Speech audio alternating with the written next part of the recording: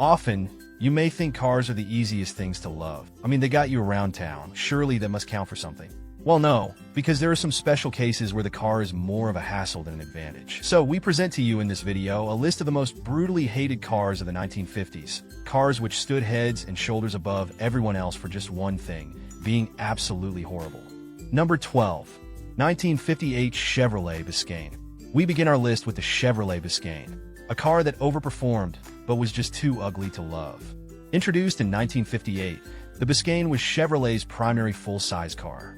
By 1959, it was the automaker's most affordable option within the full-size lineup, positioned below the moderately priced Bel Air and the higher-end Impala models. The Chevrolet Biscayne was predominantly meant for fleets than private owners. As such, it checked all the boxes for a fleet car. It was durable, solid, strong, and last but not least, affordable. The Biscayne was a practical vehicle, and many might argue that this was what also became its one flaw. Because Chevrolet focused on creating a cheap vehicle that could run, they stripped everything else to the minimum. It's like when you set your PC game's visual settings to ultra-low just so you can chisel out the best speed and performance your computer can muster. However, it turns out people like their cars to perform excellently, but still please the eyes. The Biscayne's design was just flat-out basic. The car lacked style and flair. It didn't innovate mechanically or aesthetically, so it wasn't surprising when it sold poorly. The next car on our list suffered a weirdly different fate. Number 11. 1954 Kaiser Darren. The next car is the 1954 Kaiser Darren. The 1954 Kaiser Darren was everything the Biscayne wasn't, but it still flopped big time. This sleek and eye-catching car was designed with sliding doors and is one of America's first ever sports car. Designed by Howard Darren, the Kaiser Darren was supposed to be that car that would rescue Kaiser Frazer from the looming extinction.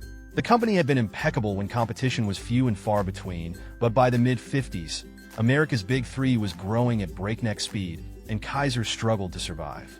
While the Kaiser Darren delivered aesthetically, its performance was uninspiring, and the public avoided this innovative car like a plague. Under the hood, the Kaiser Darren could only boast a modest inline-six engine that was good for only 90 horsepower. It was not good enough to compete, and its rivals tore it apart. The Kaiser Darren sold less than 500 units as more problems with the car's production quality, and its reliability became imminent. It was like perfecting all the flaws that plagued the Biscayne, but forgetting the most important part, the actual car performance. So, we've seen one car that lacked decent performance stats and another that was just downright ugly. Can you guess what went wrong with the next car on our list? Stick with us as we move into the actual top 10. Number 10. 1954 Nash Metropolitan. The special car with the unfortunate reputation. The Nash Metropolitan, often dubbed a motorized shopping car due to its compact size, was targeted at affluent urban women. However, its limited practicality and underwhelming performance made it less popular than intended. The Metropolitan was one of Nash's first ideas for a small car. However, compared to other small cars that were marketed as economical and cheap, the Metropolitan was advertised as a larger car's cute wife. The Metropolitan was small but packed with luxurious features to attract a following from the wealthy and affluent. But that will turn out to be a bad idea. While things didn't exactly end the way Nash had planned, every part of the production, design, and marketing of the Metropolitan was calculated and geared toward women. The Metropolitan was marketed as a motorized shopping cart for wealthy urban gals. So, where did it all go wrong for this old adorable? Well, for starters, it was the 50s, and while the love for compact cars was steadily increasing, the market for small economy cars was still small. The Metropolitan was a commercial failure, and the few people that bought the car highlighted several issues relating to its reliability and handling. Forget about cargo space. People struggled to fit comfortably in this tiny car that reporters quickly started calling one of the nastiest cars ever built. Since it was marketed as a female car, we imagine they didn't bother putting a lot of effort into the car's performance. The Metropolitan was severely underpowered as it was powered solely by a 1.2-liter motor. Europe was the birthplace of compact cars, so Austin expected the Metropolitan to do better there. They didn't. The Metropolitan was a failure both at home and abroad. We got 9 much worse cars on this list, so sit tight, this ride is going to be very bumpy. Number 9. 1958 Edsel Corsair. The Edsel Corsair was named after Henry Ford's son, so the company went over and beyond to make sure that this car didn't fail. To ensure no room for failure, the company invested $400 million in research and marketing of the Edsel Corsair. Still, The Corsair failed in the grandest of styles.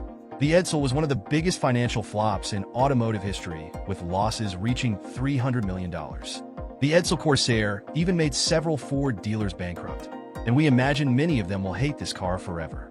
What went wrong? Let's call it over-marketing. The Edsel Corsair was marketed as an all-new, radically different car that was going to revolutionize the auto market. New features like self-adjusting brakes and automatic lubrication were somewhat exaggerated. Imagine how customers must have left their homes the morning of the Edsel Corsair's release, eager to see a generational vehicle only to find a rebranded Mercury. Nobody was impressed.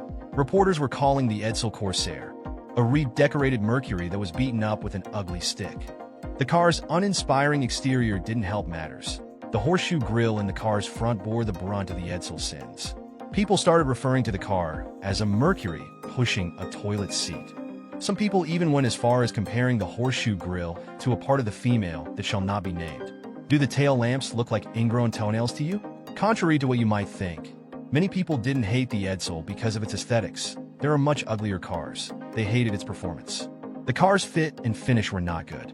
The Edsel Corsair came in the late 50s, the time of the recession when people were looking for smaller economy cars, not a Corsair that was quite expensive. But all that happened more than 70 years ago.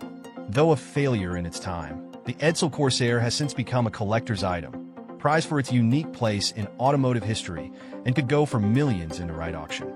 Goes to show you never know with some cars. They were just stuck at the wrong time. Do you agree that this was one of the worst cars of the 1950s? Let us know in the comments. Number 8. 1958 DeSoto Adventurer. The 1958 DeSoto Adventurer. A car from a pedigree of high performance, completely violet with a powerful engine, but just fell short in two areas: an outdated design coupled with an overall poor build quality. The on-paper performance levels were not able to provide competition its sleeker, more reliable competitors of the time. Chryslers of the 50s were famous for several things: their Virgil Exner $100 million looks, their strict quality control inspectors, their engineering pioneering, and their DeSoto flop. The DeSoto Adventurer was marketed as a high-performance luxury car capable of rivaling similar builds from Buick and Oldsmobile. But that was just marketing. In reality, Chrysler, DeSoto's parent company, was struggling to keep up with its Detroit rivals, and in a bid to stay competitive, it released half-baked DeSotos. No, this is not a figure of speech. The build quality of the first DeSoto Adventurer was so abysmal. Cars were rusting almost as soon as they reached the homes of their owners, and there were several reports of some of these cars falling apart. The Adventurer faced another major issue. It was heavy. Weighing in at 4,100 pounds, the DeSoto's decent engine struggled to overcome its substantial weight. The Adventurer could not match its rivals in power, performance, or even handling. It had poor fuel efficiency, no identity, and no brand following. It didn't help the Adventurer that other Chrysler brands like the Chrysler and Dodge. The nail in this Adventurer's coffin was the Eisenhower recession. Many were not interested in a car that wasn't particularly good at anything. The brand never recovered from this flop. Scroll down to 2024, and even this huge flop has suddenly gained a cult following as time has made it very rare. Number 7. 1955 Dodge Lancer. Next on the list is another Chrysler flop, the 1955 Dodge Lancer. The 50s Dodge Lancer would be fondly remembered for its extravagant design that somehow represented what made the 50s so distinct. However, owners would want to forget this vehicle quickly because of its laughable performance. Yes, the Dodge Lancer was stylish, spacey, and had highly advanced features for its time, but remember, this was the mid-50s.